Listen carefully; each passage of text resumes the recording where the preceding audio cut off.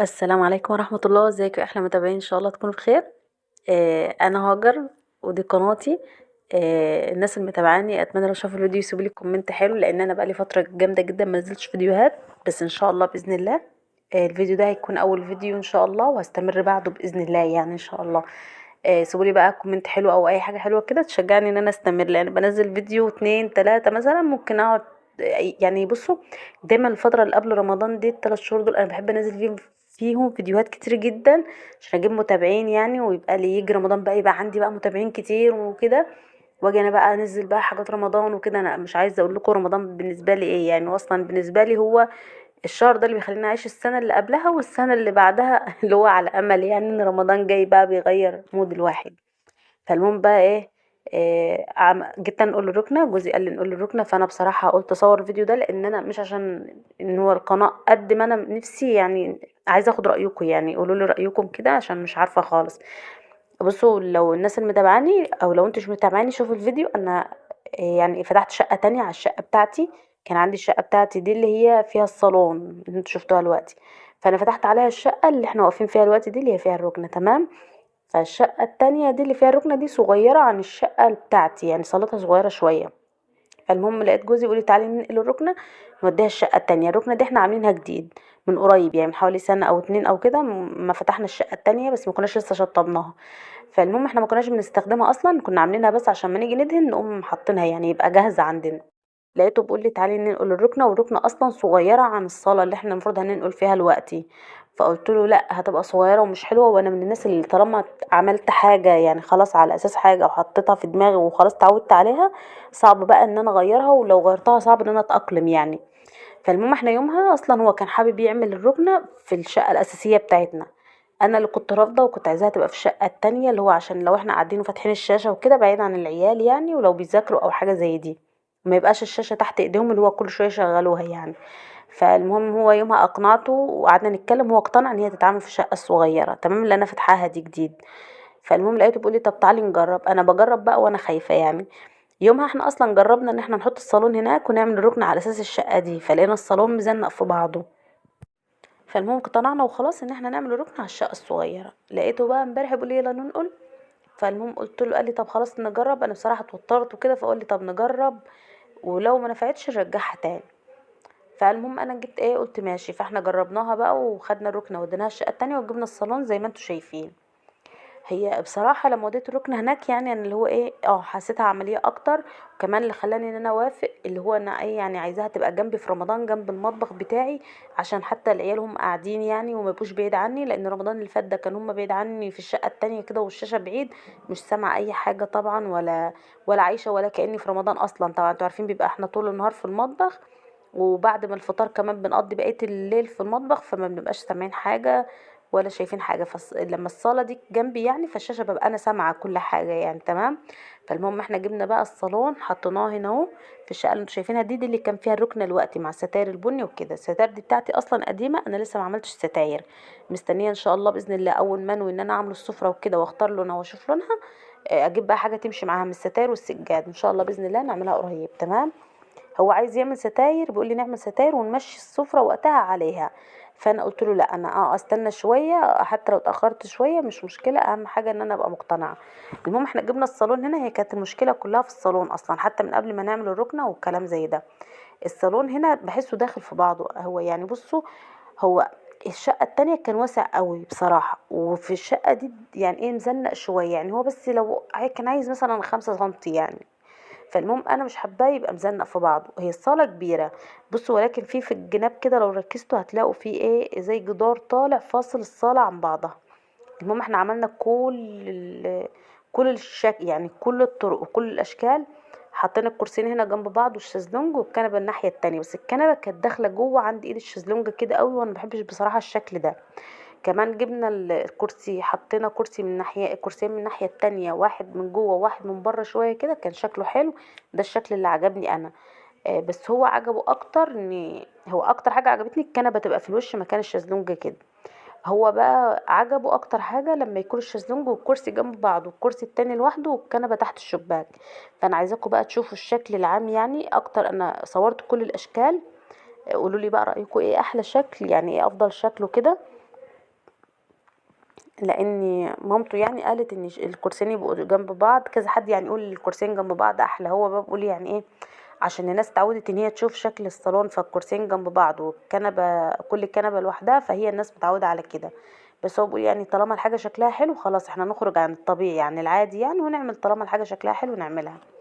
فالمهم انا حطيت الشازلونج زي ما هو قال في جنب هو والكرسي، وكرسي في جنب تاني في الجدار الصغير لوحده، والكنبه تحت الشباك. بس انا حابه اغيرها بصراحه واودي الكرسيين جنب بعض، يبقى كرسي جوه وكرسي بره شويه مش مشكله يعني، بدل ما يبقوا مزنقين في بعض. فانا عايزه ما يبقوش يعني الصاله ما تبقاش جزئين لان هي صغيره، عايزاها تبقى جزء واحد. هي مفصوله. بصوا لو انتوا ركزتوا جنب الطقطقه كده في جدار طالع شويه صغيرين، هو ده قاسم يعني قاسم الصاله كده بالنص. فده اللي مضايق الدنيا ومبهدل الدنيا يعني. احنا واحنا بنشطب كنا ممكن نشيله، بس لو شلناه كان هيبقى فيه جدار نازل من فوق، فمش هيبقى شكله لطيف. فهو ده مكمله يعني عامل اللي هو ايه زي برواز كده او قاسم الشقة. واحنا قلنا نتأقلم يعني ونعمل الركن على قد الجزء اللي جوه، والجزء اللي بره نحط فيه اي حاجة. بس لما جينا بقى ان احنا نغير ونودي الركن هناك، الصالون بقى هو ايه اللي ما ظبطش قوي يعني. بس هو لما انا حطيته بصراحة وبصيت عليه كده حسيته لا حلو. حلو، هو ملموم جنب بعض، هو بس محتاج شوية ديكورات، ومحتاج زي ما قلت لكم ستارة وسجاد وحاجات زي دي. على فكرة الديكورات والسجاد والكماليات بتحلي الحاجة. يعني هي أهم من الأساس نفسه يعني، أهم من العزال وأهم من الأساسيات. هو اللي بيخلي الحاجة شكلها حلو حتى لو هي عادية، هو اللي بنطق الحاجة وبخليها شكلها حلو. جوزي بقى عكس كده خالص، جوزي من النوع اللي ما بيحبش أي ديكورات، بيحب الحاجات البسيطة جدا جدا. أنا مش كده بصراحة يعني، بحب الديكورات الكتير وبحب الحاجات اللي كده وكلام زي ده. فشوفوا قولوا لي برضو رأيكم انهي شكل احلى. تعالوا بقى نشوف الركنة انا لما نقلتها في الشقة التانية هي جت صغير. انا بصراحة كان نفسي تبقى صغيرة، انا كنت عارفة انها هتبقى صغيرة، بس كان نفسي ان هي تبقى صغيرة في الجدار اللي هو تحت الشباك ده، واحط بقى من الجنب اللي هو ايه تبقى في جنب الترابيزة كده تبقى فاضية. يعني يبقى الجدار بتاع الترابيزة كله فاضي، واحط اللي هو ايه بقى لمبادير او فازة ورد او اي حاجة مثلا ديكورية يعني، او حتى الستارة تبقى نازلة باينة كده. كنت هتبسط بصراحة. وكنت انا في دماغي ان هي ماشي ننقلها عشان تبقى صغيرة زي ما انا كنت عايزة اخليها صغيرة شوية. بس هو جوزي كان رفض، قال لي انت هتقللي منها لايه يعني، هو بيحب الحاجة العملية، فهو في دماغه ان كل ما تكون اكبر تاخد عدد اكبر. فمحدش عارف ممكن يحصل مثلا مناسبة طارئة اي حاجة يبقى في مكان يقضي الناس يعني، مش احنا ننقص منها عشان الشكل وفي الاخر ما نلاقيش مكان للناس، وده تفكيره يعني. فالمهم لقيتها صغيرة من الجنب ده اللي هو الجنب التاني بتاع الجدار اللي هو التاني، والجدار ده يعني ملوش استخدامات اوي بصراحة. هو الجدار اصلا في جنبه جدار تاني والحتة واسعة.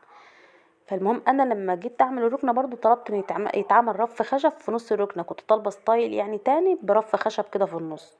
فبرضو قالوا لي لا هتصغر من الركنة وهتاخد من مساحتها، وهو ده عايز ركنة بتبقى كبيرة وحاجات ستايلات تانية بيبقى الركن الواسعة قوي وكبيرة، وانا طبعا كنت عاملة الركنة في الصالة الصغيرة. فقالوا مش مستحملة يعني، وجوزي رفض. فقلنا احنا هنعمل الرف اللي هو بيدخل فيها، فالنجار طبعا نسي وما عملوش وكده وما عملناهوش. فجيت بقى لما انا نقلت هنا فايه جيت وسعت الركنه من بعضها، وجت في دماغي بقى الفكره دي. شايفين انا الرف ده اصلا كان عندي بيتعلق فوق الشاشه مع الترابيزه، هي الترابيزه كان معاها التلات رفوف كده نفس اللون. فالرف ده لو انتوا متابعين برضو فيديوهاتي القديمه كنت انا حطاهم وحاطه عليهم حاجات فرعونيه وحاجات كده.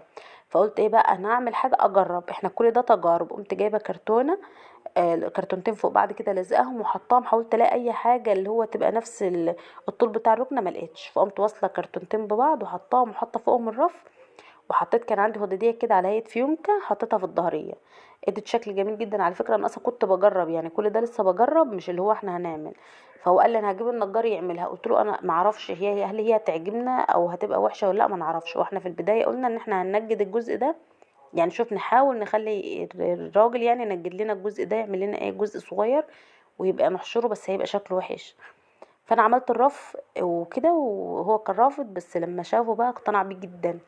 فانا عملته كده وثبته وظبطته، قلت له ايه يبقى شوفه بقى. جه هو الصبح قعد وشافه كده عجبه ولقاه عملي جدا. هو بيحب الحاجه العمليه اللي هو ايه، لو معاكي كوبايه شاي مثلا وانت قاعده في الجزء ده بتسنديها، معاكي ريموت بتسنديه بدل ما كل حاجه بتبقى على الركنه او الترابيزه بعيده عنك وكده. بس هو بصراحه شكله حلو جدا. وخلاص اتفقنا بقى ان احنا هنعمل له ايه، نجيب النجار يعني هيعمل له اللي هو ايه يعني رف حته جزء من تحت كده يسنده وجزء من فوق. تمام، هبقى اصور لكم شكله برضو من قريب. المهم بقى خلصت كده ونفضت الركنه وفرشتها وكرست الحته. الركنه انا ما كنتش جبت لها مفرش. تمام، المفرشين دول كانوا عندي قدام للكنبتين بتوعي اللي كانوا في الصاله اللي بره دي، اللي انا هحط فيها سفره ان شاء الله. والمفرش ده برضو كان عندي برضو من قبل كده، فانا ايه حطاهم بس يعني حافظوا على الركنه مؤقتا. اصلا برضو جوزي مش من الناس اللي بتحب المفرش على الركنه، بحب يسيبها كده. بس هي هناك انا كان ممكن اسيبها كده عادي يعني، محدش بيقعد عليها كتير. بس هنا طبعا هتبقى يعني على طول هتبقى معظم قعدتنا فيها، لان دي في شقتنا الاساسيه وجنب الاوضه وجنب المطبخ، فطبعا يعني كل القعده هتبقى فيها ودايما هتبقى العيال فيها وكده. فحطيت دول يحافظوا عليها بس، لان هي لونها فاتح، يحافظوا عليها بس لغايه ما اجيب لها مفرش. انا طلعت تاني يوم الصبح، على فكره الفيديو ده نزلته تاني يوم، طلعت اصلا رحت جبت المفرش وجبت حاجات تانية، وهعمل لكم بيها فيديو برضو وانزله لكم. تمام. فكنست الحته وهمسحها. جبت شويه كلور بقى بميه ومسحتها، هي كانت نظيفه، مسحتها باللي هي المساحه بتاعه الباركيه اللي هي من غير جردل دي، تشوفوها دلوقتي. ماشي. وهنا كنا احنا خرمنا للشاشه، وكانت نزلت التراب طبعا وكده، فكنستها ولمعت برضو الشاشه، شلت الازاز بتاع الترابيزه دي ولمعته. تمام. احنا اصلا اما بنيجي يعني ننقل حاجه ما بنستعجلش ان احنا نخرم. يعني في الشقه التانية قعدنا ممكن يعني اسبوع او اكتر عم بعد ما دهنا ان احنا نفكر هنحط الشاشه ولا لا، عشان هل هننقل هل كده. احنا بصوا ما بعديش مثلا 3 شهور الا واحنا ناقلين، يعني نجيب ده هنا ونحط ده هنا، والاوضه دي في دي والاوضه دي في دي. يعني الاوضه بتاعه السرير نحط فيها الدولاب، ونرجع نحط السرير في اوضه الدولاب، والدولاب في اوضه السرير، ونرجع نغير تاني اوضه الاطفال نجيب دي هنا ونرجع نحط دي هنا. فكل شويه نغير. بصوا الشقه بتاعتي اصلا كانت هي صالتين واوضتين اطفال، اوضه نوم واوضه اطفال.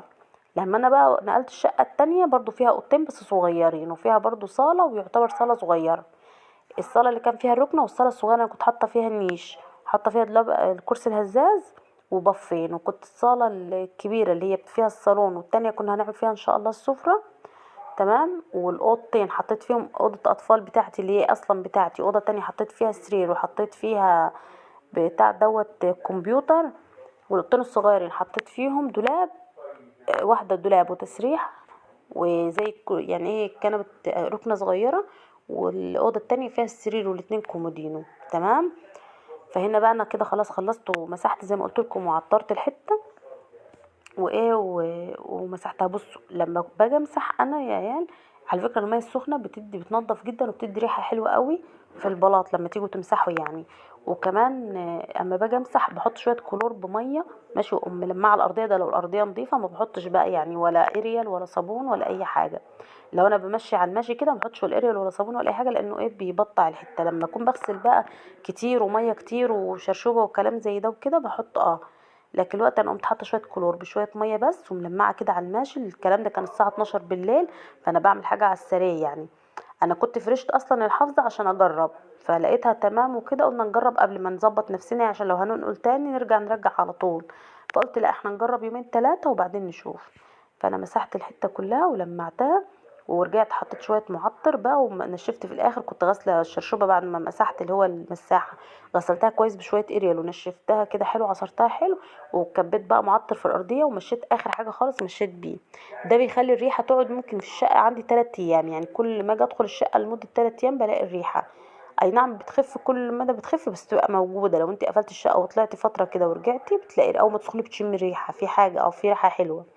فانا هنا مسحتها وظبطتها وفرشت بقى وكده.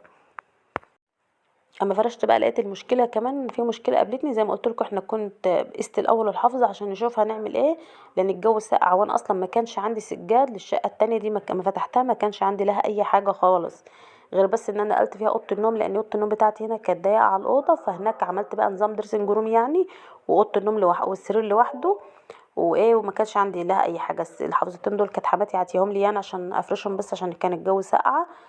فجيت افرشهم في الصاله هنا زي ما قلت لكم لقيتهم صغيرين على الصاله خالص يعني. فالمهم قلت خلاص انا اقضي بيهم بس الوقت، وبعدين انا عندي سجاده كبيره اصلا لونها بيج كنت جايباها، فهفرشها تاخد المنطقه دي كلها، واخد الحفظتين دول صغيرين اضمهم مع الصاله التانية كده على بعض يبقوا ايه اللي هم يبقوا كانهم واحده يعني. لغايه اما اجيب سجاد برضو زي ما قلت لكم انا رافضه اجيب سجاد او اجيب ستاير او اي حاجه غير اما اكمل كل حاجتي وفي الاخر خلاص عشان ابقى كده خلاص اللي هو كل حاجه جايه مع بعضها. ما عنديش مشكله استنى شويه بس حاجتي تبقى مظبوطه. هنا بقى برضو شديت الركنه لقدام شويه، ودي حاجه برضو يعني عجبتني ان هي الصاله واسعه عن الركنه. شديت الركنه شويه لقدام عشان الراجل قال لي لما اجي اعمل الستاير لو عملتها ويفي مش هينفع ان انا اعملها طويله، لازم اقصها عشان مش هتنزل ورا الركنه وهتتطبق. انا ما بحبش الستاير بصراحه اللي بتبقى قصيره على الركنه دي، ما بحبهاش خالص.